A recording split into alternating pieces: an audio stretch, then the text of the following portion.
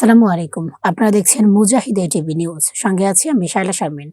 সৌদির সাবেক রাষ্ট্রদূতকে নারায়ণগঞ্জ ৩, সোনারগাঁও সিদ্ধিরগঞ্জ আসনের হাত পাখার প্রার্থী ঘোষণায় চমক দেখালেন ফারুক আহমেদ মুন্সী। চরমোনাই পীর সাহেবের পূর্ব ঘোষিত এমপি প্রার্থী ছিলেন ফারুক আহমেদ মুন্সী। ইসলাম, দেশ, মানবতার কল্যাণের স্বার্থে ইসলামী আন্দোলনের আমির আসনটিতে পরিবর্তন আনেন। আমিরের সিদ্ধান্তকে প্রাধান্য দিতে বিন্দুমাত্র কালক্ষেপণ করেননি ফারুক আহমদ মুন্সী। দীর্ঘ কয়েক মাসের অক্লান্ত পরিশ্রম, সময় এবং অর্থ ব্যয়, এসব কিছু যেন আমিরের সিদ্ধান্তের ওপর পাত্তাই পেল না। একদিনের ব্যবধানে থানার সকল দায়িত্বশীল এবং বিভিন্ন ইউনিয়ন দায়িত্বশীলদের সাথে নিয়ে জরুরি মিটিংয়ে বসেন এবং কাঙ্ক্ষিত নতুন প্রার্থী গোলাম মসিও হাত পাখা তুলে দেন। এ সময় হাত পাখার স্লোগানে মুখরিত হয় তার বাসভবন। বিস্তারিত আক্তার হোসেনের প্রতিবেদনে।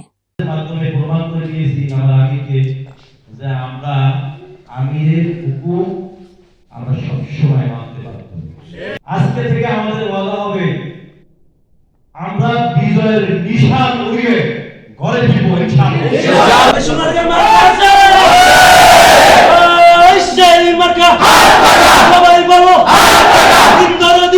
আপনাদের একটা কথা আমি আজকে ওয়াদা দিলাম যে ইনশাআল্লাহ আমি প্রত্যেকটা বিষয় আমি ফারুক ভাইয়ের সাথে আলাপ আলোচনা করে নিয়েছি।